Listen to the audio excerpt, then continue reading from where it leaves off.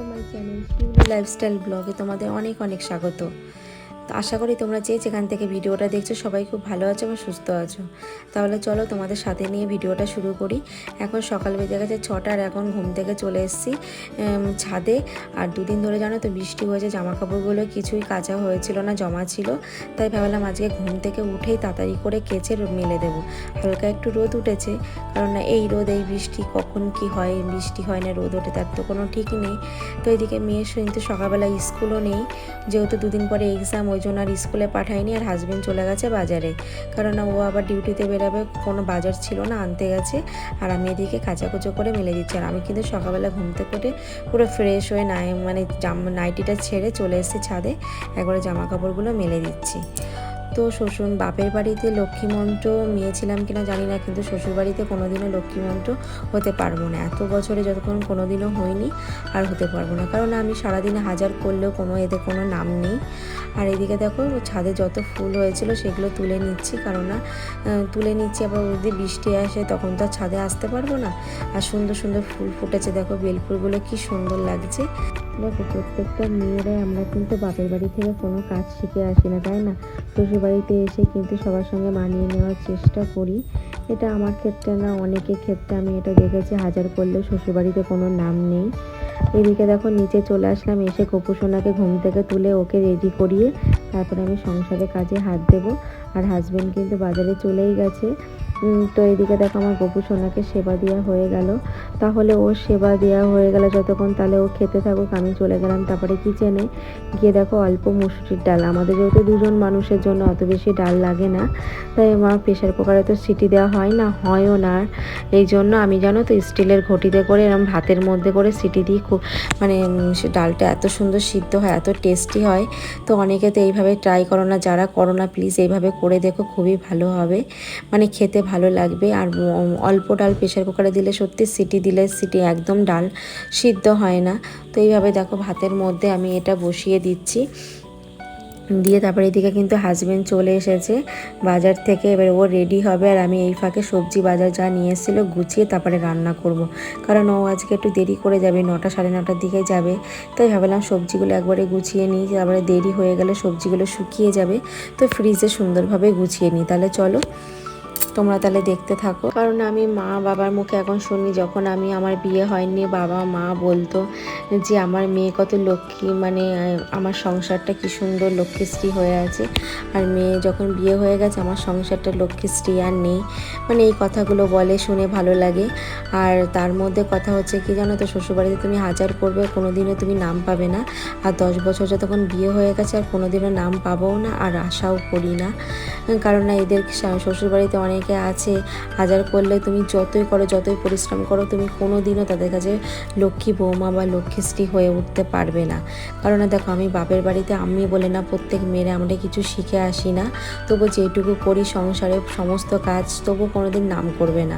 এই যে সকালবেলা ঘুম থেকে উঠে মেয়েকে রেডি করা, হাজব্যান্ডকে রেডি করা, ঘুম থেকে উঠে সংসারের প্রতিটা কাজ একদম পরিপাটি করে করা, এইগুলো দেখো আমরা নিজে থেকে করি, নিজের একটা সংসার হলে একটা অভিজ্ঞতা চলে আসে। কিন্তু তবু এদের কাছে কখনো আমি শুনবো না যে না এটা লক্ষ্মীমন্ত্র বউ বা লক্ষ্মীশ্রী বউ, কোনোদিনও এদের কাছে নাম হবে না। আর এদের কাছে, এদের মতো মানুষের কাছে কোনোদিন আশা করাটাও ঠিক না, তাই না? তো এদিকে দেখো আমার সবজি গোছানো হয়ে গেছে, আর আমার মাছ ভাজতে বসিয়ে দিয়েছি। তারপরে এদিকে আমার ডালটা দেখো কত সুন্দরভাবে সিদ্ধ হয়ে গেছে। তো ডালটা আমি ফোড়ন দিয়ে দেবো। এদিকে কিন্তু হাজব্যান্ড কিন্তু রেডি হচ্ছে, আর এদিকে আমি দুদিকে রান্নাটা করে নেবো। দুদিকে রান্না করা যে এত চাপের মধ্যে তোমাদের কি বলবো, যে খুব আমার অসুবিধা হয়ে যায়, আমি দুদিকটা না বুঝে উঠতে পারি না। তো এই যে সংসারে কাজ, আমার কিন্তু কোনো কাজ কেউ হাতে করে শিখিয়ে দেয়নি। আমি যে মেয়েটা বিয়ের আগে কোনোদিনও পারতাম না, সেই মেয়েটা এখন সবই ধরো শিখে গেছি। আর এইভাবে আমি তার সঙ্গে সঙ্গে শাকগুলো কুচিয়ে নিয়েছি, নিয়ে না আমি এইভাবে জলের মধ্যে করে ভিজিয়ে রাখি। তোমরা এইভাবে ট্রাই করতে পারো।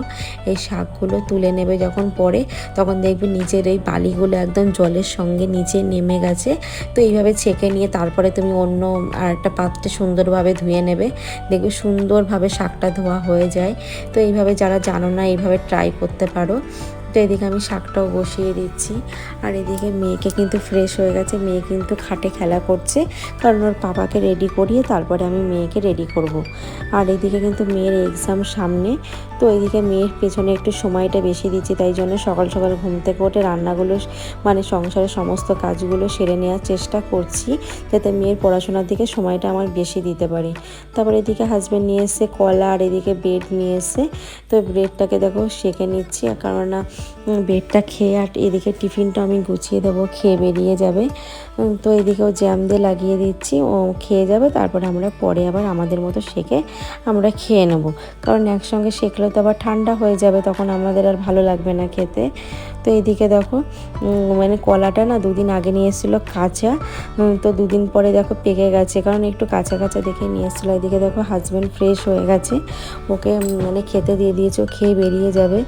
আর কি বলো তো, টাইমের মধ্যে খাবার দিয়ে দিতে পারলে আর যে খেয়ে গেলে বা নিয়ে গেলে এই যে কী শান্তি, মানে কি বলবো, যারা এরকম হাউস ওয়াইফরা হাজব্যান্ডদের এইভাবে কেয়ার করো তারা তো নিশ্চয়ই জানবে যে এই যে চলে গেল খাবারটা নিয়ে এই যে কী শান্তি, কারণ যখন কখন বাইরে খেয়ে নেবে, মানে ওর একটা টাইমের মধ্যে খেয়ে নেবে, এটাও শান্তি। যদি না খেয়ে বেরিয়ে যায় নিজেদেরও ভালো লাগে না।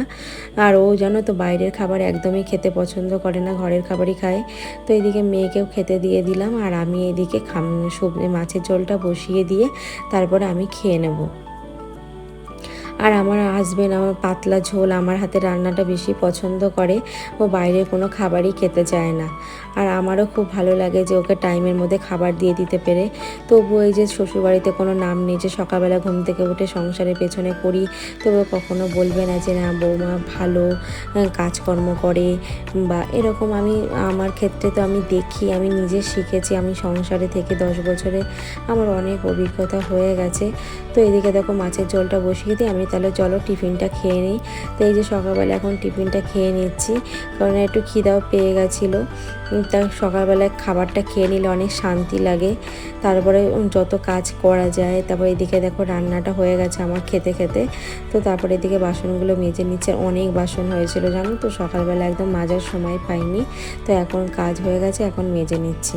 তো সংসারের যে বাড়ির যে মানে বলতে পারো যে কর্তা, সে টাইমের মধ্যে চলে গেলে একদম নিশ্চিন্ত শান্তিতে সমস্ত কাজ করা যায়, তাই না বলো? তো এদিকে দেখো আমার মানে বাসন মাজা হয়ে গেছে, আর এই বাসনগুলো আমি এদিকে সমস্ত জল ঝরাতে দিয়ে দিচ্ছি, কারণ এইভাবে জল ঝরিয়ে শুকিয়ে গেলে তারপরে বাস্কেটে রাখলে বাস্কেটটা অনেক দিন ভালো থাকে। আর এইভাবে মডিউলার কিচেন যাদের আছে তোমরা এইভাবে করতে পারো, জল ঝরিয়ে যাওয়ার পর না ওই স্টিলের ওই র্যাকগুলো জং পড়ে না। তো আমি এইভাবে রোজ করি, আমার খুব সুবিধা হয়। তো শ্বশুরবাড়িতে তুমি যখন হাজার করবে তো নাম নেই, আর কেন নাম নেই বলো তো, আমাদের মতো মেয়েরা কেন বলো তো সবসময় এরকম সহ্য করবে। আর এইদিকে দেখো মেয়ে কিন্তু বই নিয়ে বসে গেছে। তারপরে দেখো আমি স্নান করে ঘর মুছে স্নান করে চলে এসেছি। তো সকাল সকাল কাজ হয়ে গেলে অনেক মানে নিজেকে অনেক হালকা মনে হয়, তাই না বন্ধুরা? তাহলে ভিডিওটা এখানেই শেষ করছি, চলো তাহলে নেক্সট কোনো ব্লগে আবার তোমাদের সঙ্গে দেখা হবে। ততক্ষণ তোমরা সবাই খুব ভালো থেকো, সুস্থ থেকো, টাটা।